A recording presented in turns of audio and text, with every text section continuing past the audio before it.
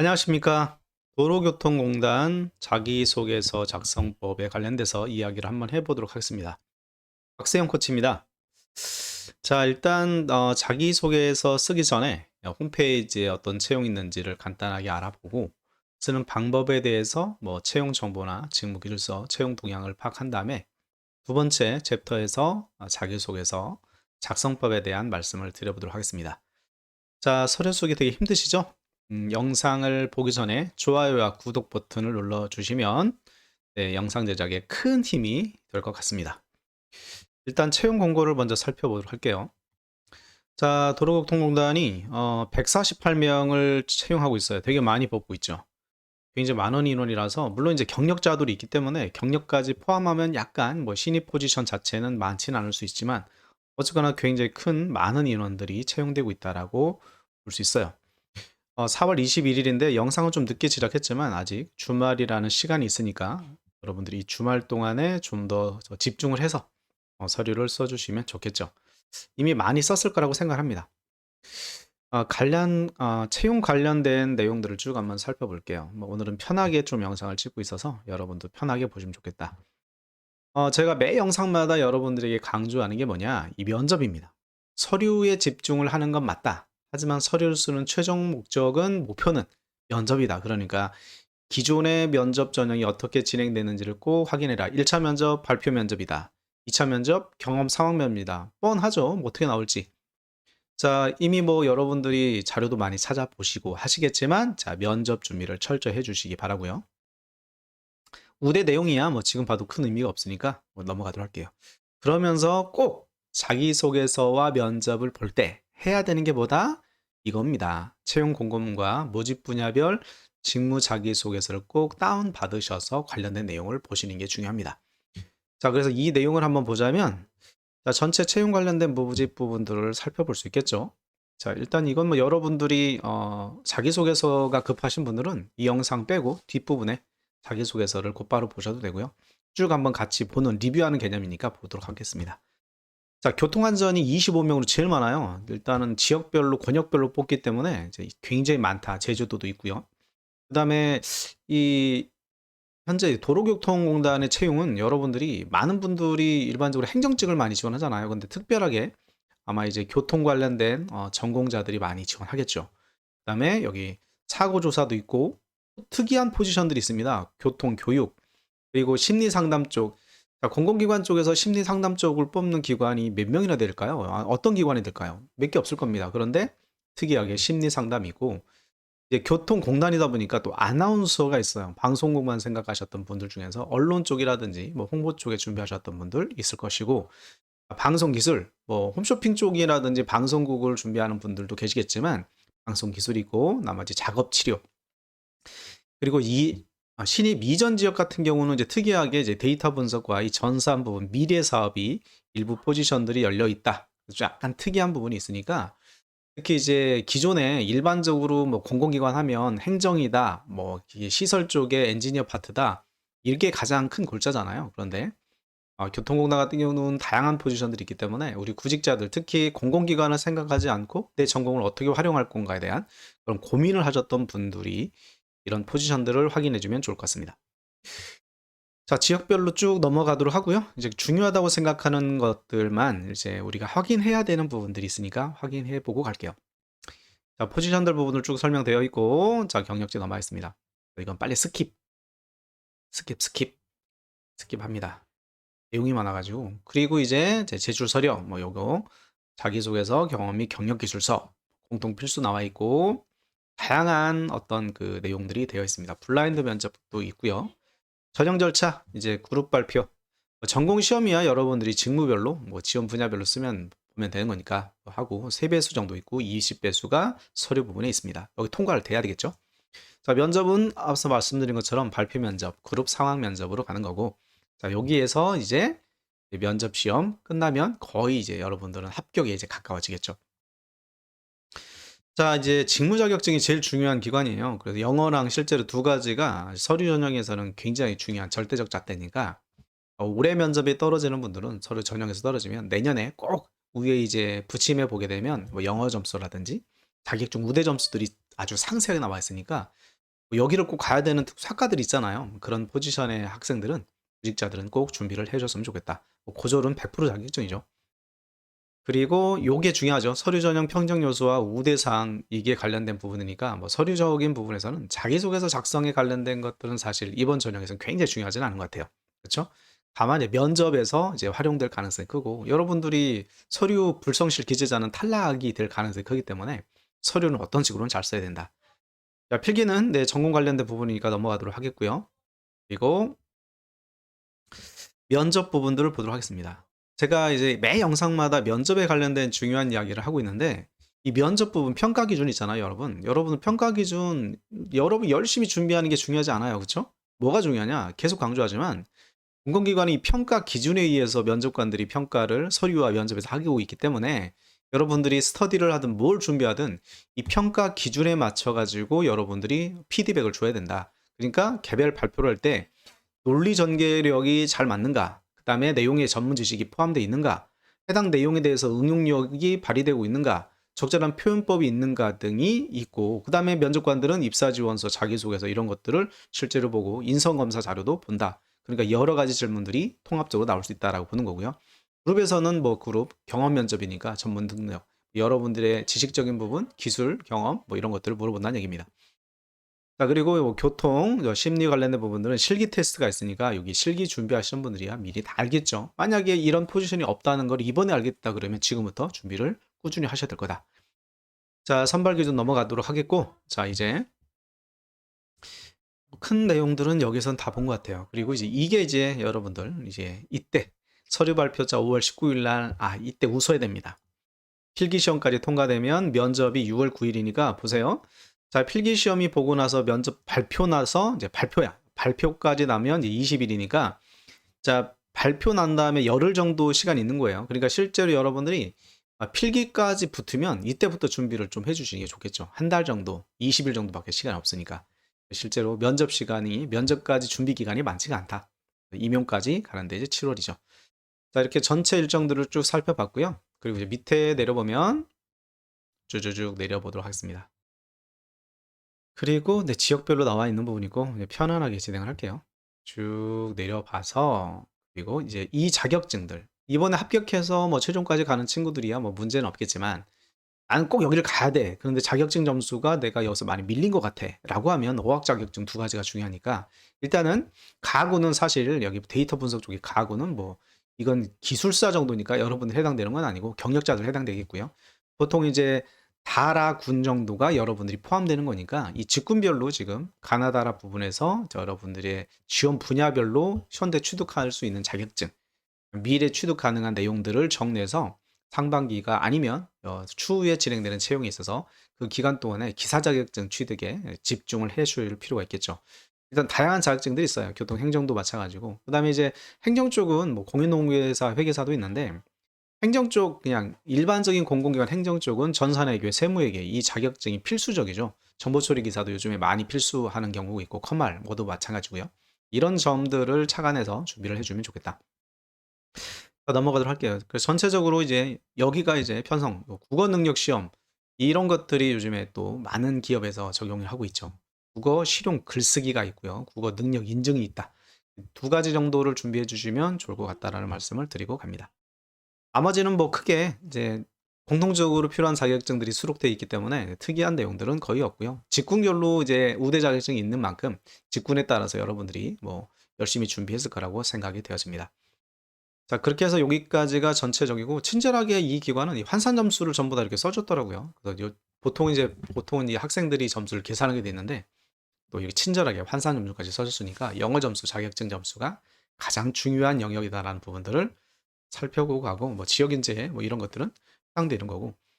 자, 자기소개서 작성법에 관련된 내용들을 쭉 보게 되면 이렇게 1번부터 해가지고 600자 글자 수 약간 다르죠. 뭐 450자, 450자. 근데 항목을 보게 되면 3번, 4번, 5번, 6번, 7번까지 나와 있어요. 항목은 왜 이렇게 많아? 많은데 어렵진 않아요.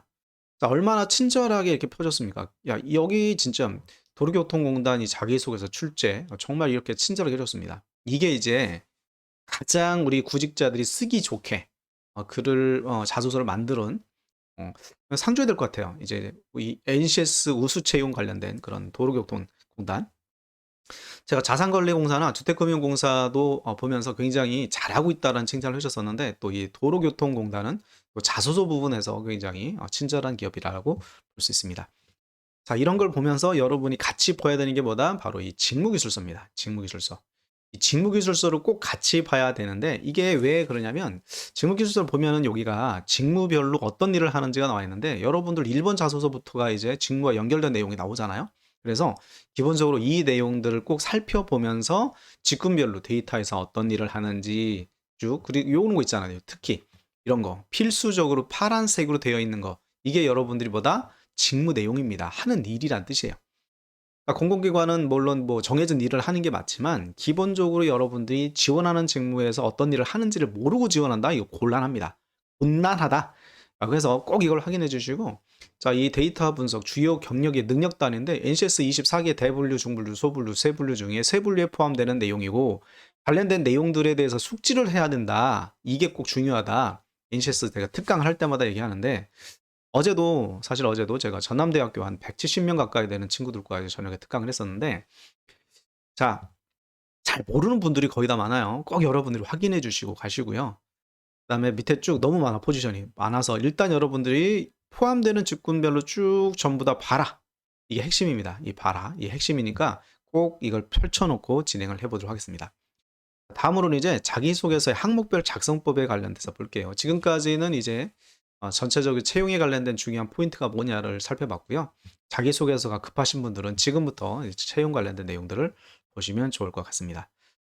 자, 그래서 요거를 한번 살펴볼게요. 자, 이렇게 내용을 보시면, 자, 작성 방법 이제 450자, 600자 정도가 나와 있죠. 이렇게 나와 있고, 요렇게 1 번부터 7 번까지인데 아주 그냥 제가 천천히 읽어보면서 작성의 가이드를 드렸습니다. 자, 귀하가 우리 조직에 입사하였다는 상황 아래 질문을 답변해 주시기 바랍니다. 600자. 입사 첫 일주일을 어떻게 보내시겠습니까? 한 150자 정도 써주면 무난할 것 같아요. 글자 수는. 100자에서 150자 정도. 그러면 분위기 파악. 자, 이제 제가 정리한 거예요. 분위기 파악을 해야 될 거 아닙니까? 여러분들 인턴 할 때, 뭐 여러분들 신입생 할 때, 아르바이트 할 때 처음에 첫날 뭐예요? 분위기 파악하는 거죠. 몇 시에 일이 시작돼서, 시작될 때는 무엇을 준비해야 되고, 오픈할 때는 뭐가 준비 필요하고, 손님들은 언제 오고, 우리 가게에 오는 유형들은 어떤 사람들이 있고, 진상은 뭐가 있고, 상사의 특징은 어떤 특징이 있고, 마감을 할 때 어떻게 마감을 하는 거고, 발주는 어떻게 하고, 일단 그 조직이 어떻게 운영되는지를 알아야 되기 때문에 모든 첫 출근은 이렇게 부서의 업무 파악, 조직원들의 특성들, 하루의 일과 전체적인 내용들, 민원 업무 등이 있는지 직군별로 다르겠지만 지원 분야별로 이렇게 전체적인 그 기본적인 프레임은, 자, 분위기 파악을 하는 데 집중을 하시고, 자, 입사 이후에 생각하고 있는 직무에 대해서 말해봐라. 생각하는 직무가 뭐 의미가 있을까요? 직무기술서가 일단 나와 있죠. 우리가 어떤 일을 할 거야 라고 직무기술서가 나와 있으니까 직무기술서 내용 보시고, 홈페이지 내용 보게 되면 사업부별로 자세한 내용이 나와 있으니까 그 내용을 쓰는 거죠. 그래서 또 정리한다면 이렇게 업무의 특성과 정의, 특징을 말해라. 적혀 있는 대로 알아본 만큼 쓰시면 됩니다. 직무기술서에. 업무의 내용 파악과 유의점을 얘기해 주시면 되고, 우리 회사에 들어오게 이 두 가지가 이제 어떤 걸 하는지 직무에 관련된 이야기를 써주면 되겠죠. 면접이라면 이런 거죠. 1번 지원자분 지원한 직무가 어떤 일을 하는지 아는 대로 말씀해 주시기 바랍니다. 이 질문과 똑같은 거예요. 그렇죠? 자, 두 번째 질문에서, 자, 우리 회사에 들어오게 되면 좋은 점과 기회가 뭐라고 생각하니?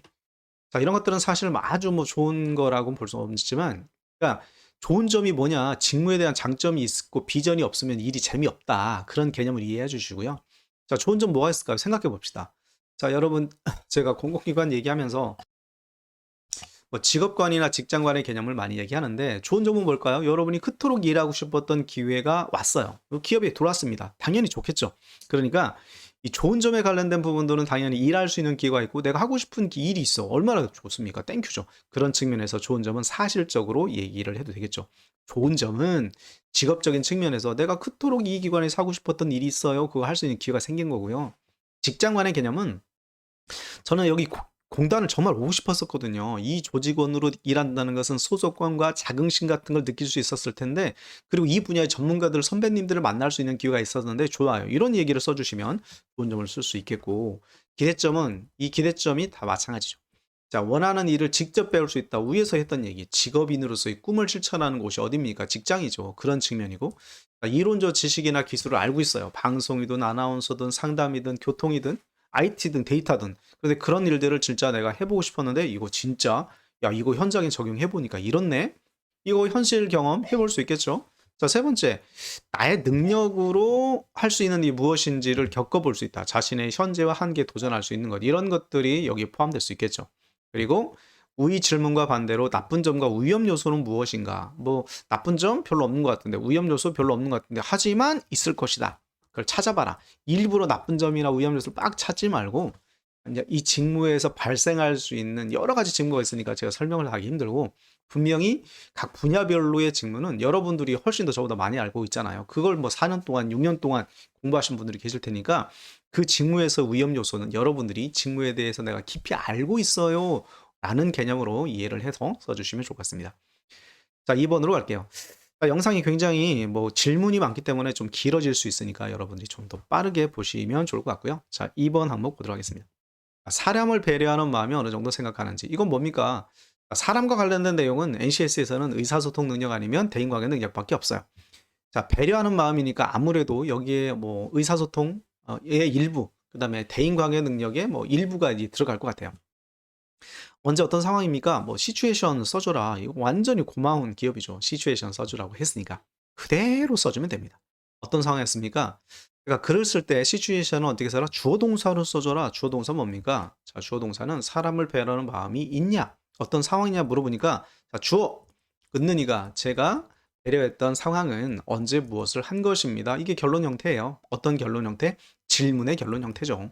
요게 두 가지 형태의 글을 써주는 게 읽는 사람, 면접 볼 때 면접관들이 되게 필요하고 중요한 내용이다. T는 태스크. 자, 굳이 그렇게 해야 됐던 이유가 뭐냐? 자, 배려를 해야 됐던 상황에서 내가 배려의 주인공이 되어야 됐던 이유. 이를 잠깐 써주면 되겠죠. 당시 이런 문제가 있었는데 우리 팀원에 어떤 누가 있었는데 팀원은 이런 상황 때문에 제가 그 친구를 배려해야 됐습니다. 또는 뭐 그런 배려의 상황들을 여러 가지의 여러분들의 경험 중에 찾아오면 되겠죠.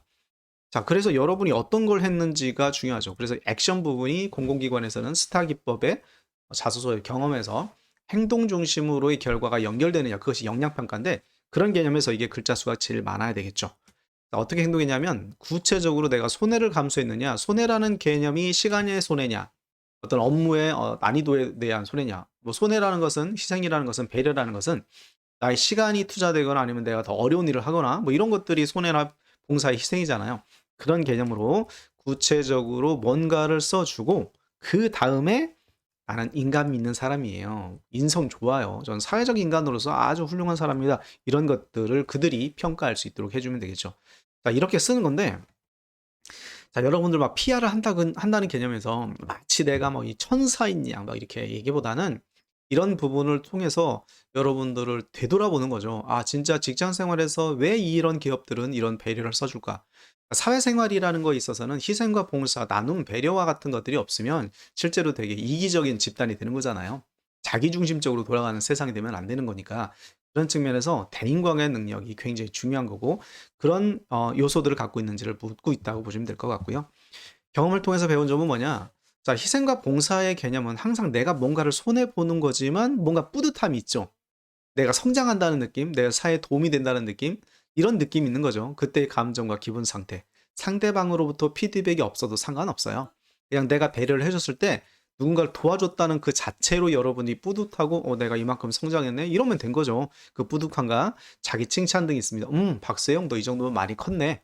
안무게 많이 컸어. 그래 그 사람이 설령 나에게 똑같은 희생과 배려를 하지 않는다 하더라도 나는 어른이야. 주는 만큼 뭐 받는 만큼 뭐 100% 주는 개념이 아니더라도 그렇게 성숙된 여러분의 모습을 보여주는 게 중요할 것 같다. 자, 3번 볼게요. 3번 시키는 일의 범위를 뛰어넘어서 적극적으로 행동했던 경험이 뭡니까? 적극성을 묻고 있네요. 도전한 경험이라고 하면 보통 자기계발 능력에 포함되는 건데 여기에 이제 애티튜드, 태도도 포함될 수 있을 것 같아요. 자, 구체적으로 어떤 상황이었는가? 스타 기법 그대로 적용되고 있죠? 주어 동사로 말해라. 그럼 어떻게? 지원 직무가, 질문이 뭐냐면 적극적으로 도전했니가 키워드예요. 빨간색이 이 질문의 키워드니까 끌어와라. 그러면 어떻게 주어 동사? 제가 적극적으로 도전한 경험은 무엇을 할 때입니다. 끝. 한 줄. 그러면 소제목을 써준다고 가정해보고 두 가지 결론 형태 평가자들이 아, 이 친구는 말귀를 알아듣는구나. 서류 평가에서 면접 평가에서 다 그대로 가는 거죠. 그러니까 제가 서류를 통해서 여러분들에게 전달하고자 한 이야기는 여러분의 소재는 여러분들이 뭐 이건 어떻게 할 수 있는 부분이 아니니까 있는 소재를 가지고 최소한 이 글에서 요구되는 그런 형식적인 글을 써주는 게 제일 중요하다라는 말씀을 드리는 거고요. T, 태스크. 굳이 시키지 않아도 시키는 일도 아닌데 적극적으로 도전한 이유가 뭐냐. 이유가 중요하겠죠. 도전한 이유가 뭐냐. 상황과 배경 설명을 해주면 되겠다. 그냥 괜히 하는 건 아니겠다. 여러분들이 평소에 책임이 있다든지 일에 대한 욕심이 있는 사람이라든지 뭐 여러 가지 이유가 있겠죠. 어떻게 행동했습니까? 액션. 적극적으로 행동했는지를 설명해 주시고 어떻게 적극적으로 행동했는가. 도전을 했다면 어떤 측면에서 도전인가. 이 도전이라는 측면이 어려운 일이냐? 아니면 새롭게 배워야 되는 일이냐? 뭔가에 대한 도전이 있겠죠. 도전이라는 단어가 주는 의미가 있을 거니까. 그거는 뭐냐? 도전을 통해서 더 나은 성과를 내거나 혹은 안 좋은 결과였다 하더라도 적극성과 도전이 어떠한 성장으로 다가왔는지 실패해도 실패를 통해서 성장을 하는 거니까요. 자신이 하게 될 일에서 적극적이고 도전적으로 임하면 어떤 변화가 있을지 혹은 있었는지 있을지에 대해서 얘기를 해주고 전달하고자 하는 키워드가 뭐냐, 그냥 내가 왜 도전했는지, 도전의 과정을 통해서 얻은 점이 무엇인지, 도전이라는 자체가 무슨 의미가 있는지. 실패하고 싶지 않으면 도전을 하지 않으면 돼요. 그쵸? 아무것도 하지 않으면 아무 일도 일어나지 않아요. 두렵다고 도전하지 않으면 실패는 하지 않겠죠. 그러나 실패가 없다 하더라도 이런 경우는 도전을 통해서 실패했다면 성공하고 성장하는 거니까 그런 개념도 쓸 수 있겠죠. 여러 가지 갈래길에서 여러분이 글을 쓸 수 있을 것 같습니다. 자, 4번 항목 볼게요. 자신의 변화를 혁신을 위해서 스스로 하고 있는 게 뭐냐? 자신의 변화와 혁신을 위해서. 이것도 마찬가지로 자기계발 능력에 포함된다라고 볼 수 있겠죠. 직무 능력을 위해서 어떤 걸 하고 있느냐를 쓰고 있고 구체적인 노력이 뭐냐? 자, NCS 특히 공공기관은 직무 면접이기 때문에 1차적으로 직무가 제일 중요하니까 여러분이 그랬을 때 면접을 할 때 첫 번째 무조건 뭘 준비해라? 제일 중요한 거 그거는 뭐다? 직무다. 직무가 제일 중요해요. 자신의 변화와 혁신의 필요성, 목적성은 무엇인가를 써주면 좋겠죠. 왜 변화, 혁신을 해야 됩니까? 여러분, 왜 우리는 성장해야 됩니까? 인간은 성장하는 존재예요. 그래서 늘 자기 개발을 하는 거고, 도태되면 불안하고, 그래서 대학원을 가는 거고, 모임을 가는 거고, 책을 읽고 공부를 하는 거 아닙니까? 그래서 인간은 기본적으로 그 성장에 대한 욕구가 있다라고 보시면 되는 거고요. 자, 그런데 여기에서 왜 그러면 스스로 변화와 스스로 뭘 하고 있느냐? 왜 나는 변화와 혁신을 해야 되는가에 대해서 여러분 오늘 이 자수를 쓰면서 한번 생각해 보세요. 왜 나는 하는 거지? 쫓기는 삶인가? 누구를 이기기 위한 삶인가? 무엇 때문에 그렇습니까? 궁극적으로 여러분을 움직이는 힘, 그것이 무엇입니까? 그것이 나는 왜 일을 하는가에 대해서 여러분들이 가장 중요하게 생각해야 되는 부분들이고요. 자, 작성법을 간다면 지원 직무와 연결되는 소재를 선정하고 구체적인 노력을 정량화를 통해서 작성하십시오. 열심히 했다 아닙니다. 몇 번을 냈다, 몇 시간을 냈다, 몇 번을 읽었다. 이런 구체적인 정량화 노력이 필요하고 자, 세 번째, 그 노력을 통해서 어떤 효과를 얻을 수 있었습니까? 자, 노력 총량의 법칙, 성과는 노력의 양과 비례합니다. 이거 항상 제가 요즘에 요 말에 꽂혀가지고 자주 얘기하는데 여러분들이 뭔가를 하고 싶은데 요만큼 했어요. 그럼 요만큼의 결과만 나오는 거예요. 많이 했어요. 많이 나오는 겁니다. 누구와의 경쟁에서의 성과가 아니라 여러분들이 생각한 노력의 성과는 여러분이 노력한 만큼 나오는 거니까 효과를 얻었다고 하면 여러분이 노력의 정도만큼 무엇이 있었는지 혹은 그 노력의 정도가 했지만 노력이 잘못된 노력, 방향성이 달라질 수 있겠죠. 이런 여러 가지 배움들이 과정을 통해서 나왔을 텐데 그런 것들을 설명해 주면 좋을 것 같다. 자, 그래서 작은 노력은 작은 배움, 큰 노력은 큰 배움이고요. 결과는 어떻게 만족하십니까? 그 만족이라는 개념을 제가 여러 가지로 했는데 자, 단기적으로 나는 운동선수가 되고 싶은데 목표가 나는 일단은 뭐 50m를 빨리 달리는 거야. 나는 일주일 동안 내가 매일매일 일어나서 기초 체력하는 거야. 지는 거야. 그러면 결과가 단기적 목표면 만족할 수 있겠죠. 그러니까 여러분들이 그 만족이라는 개념을 단기적인 측면에서의 만족인가, 중주기적인 측면에서의 만족인가, 일단 만족인데 지금 과정이기 때문에 끝이 아니야. 이러면 이제 중기적 관점에 약간의 만족이겠죠. 이 결과가 장기적 목표에 대한 성과, 만족보다는 달성에 대한 자신감으로 결연해야겠죠. 현재까지는 약간 내가 잘하고 있어. 근데 이게 만족이 아니라 내가 가고자 하는 길은 멀어요. 그래서 거기까지 가려면 지금은 자신감이 붙은 상태고 난 진짜 큰 일을 해볼 거야 라는 이런 결연한 의지나 표명이 정리가 되느냐. 그리고 나는 왜 성장하려 하는가 이런 질문들에 대해서 여러분들이 생각하고 글을 써준다면 훨씬 더 뭔가 무게감 있는 글, 그러니까 이건 제출용의 서류가 아니라 뭔가 나에 대해서 성찰하는 글, 그런 글들이 써지지 않을까라는 생각이 됩니다. 힘든가요? 자, 힘들 수도 있습니다. 글 자소서는 항상 힘들어요. 그렇죠? 자, 5번 보겠습니다. 지금까지 자신이 다른 사람에게 설명해야 됐던 가장 복잡하거나 어려웠던 아이디어 또는 상황은 무엇이냐? 자소서가 이제 짬뽕이죠. 자소서가 짬뽕 됐어요. 다른 사람에게 설명해야 됐던 것까지 합치면 의사소통 능력. 근데 복잡하거나 어려웠던 아이디어나 상황이라면 이거는 또 문제 해결 능력에 포함되는 거니까 의사소통이나 대인관계 능력이나 아니 의사소통이나 문제 해결 능력 이 두 가지 능력이 이제 다 짬뽕되어 있는 그런 형태라고 볼 수 있겠죠. 뭐 NC를 따지면 모듈형에서 요즘에 P듈형, P사트형 나오는 것처럼 이것도 자소서도 짬뽕으로 나오고 있는 것 같습니다. 구체적으로 어떤 상황이었습니까? 시츄에이션 똑같죠? 자, 설명해 냈던 상황들이 질문이니까 주어. 제가 다른 사람에게 가장 어려운 설명을 해야 됐던 것은 언제 무엇을 할 때였습니다. 또는 자, 어떤 설명을 통해서 사람들을 가장 어려웠던 설명은 무엇을 할 때였습니다. 끝. 자, 이렇게 해서 주어 동사를 써주고 어떤 일을 할 때였는가 설명을 해야 됐던 이론이 무엇인가 아이디어는 어떤 측면에서 어려웠는가 설명을 들어야 됐던 사람은 누구였기에 이해를 못했고 설명이 필요했는가 이렇게 해서 글을 읽는 사람을 하여금 설명을 해야 됐던 이유, 상황, 대상자 이런 것들을 적절하게 언급을 해주시면 좋겠죠. 자, 설명의 방법이에요. 이건 눈높이 대화죠. 복잡하고 어려운 것들을 대상자에 따라서 쉽게 설명하는 방법도 있겠고 대상자가 문이 아니야. 그러면 이론 지식뿐만 아니라 여러 가지 시청각 자료가 필요한 것처럼 설명의 방법들이 의사소통의 방법인데 말로 했느냐, 자료와 문서를 했느냐, 동영상을 했느냐, 이론이나 학설 등을 통해서 설명했느냐, 기존에 유사한 서비스 상품들이 있어서 있는 설명했느냐, 자신이 평소 즐기는 소통 방법이 뭐냐, 소통의 방법, 그냥 내가 좋아하는 소통이지만 그 소통이 상대에 따라서 달라져야 된다. 이런 개념으로 글을 써주시면 좋을 것 같고요.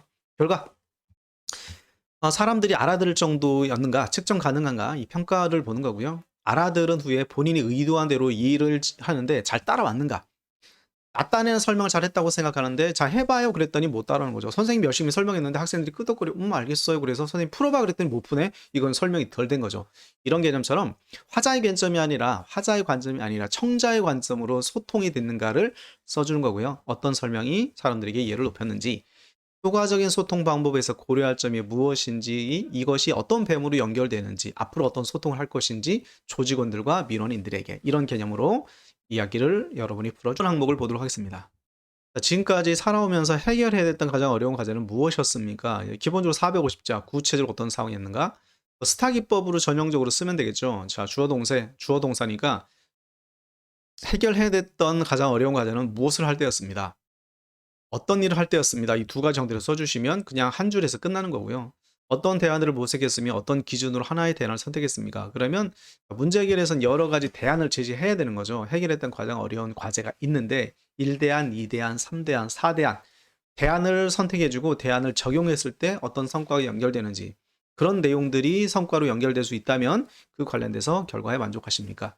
자, 세 번째 대안의 결과는 이렇게 나왔는데요. 이 결과는 실제로 우리가 목표했던 것과 흡사한 결과가 나왔습니다. 이 과정을 통해서 대안 적용에 있어서는 항상 무엇과 연결되는 고려할 사항이 중요하다는 걸 배울 수 있었습니다. 이런 개념으로 이야기를 풀면 좋을 것 같습니다. 자, 드디어 대망의 7번 마지막까지 왔습니다. 마지막은 좀 내려서 여유 있게 보도록 하겠습니다. 6번 항목이 충분히 있고 잠깐만요. 자, 이렇게 7번 항목입니다.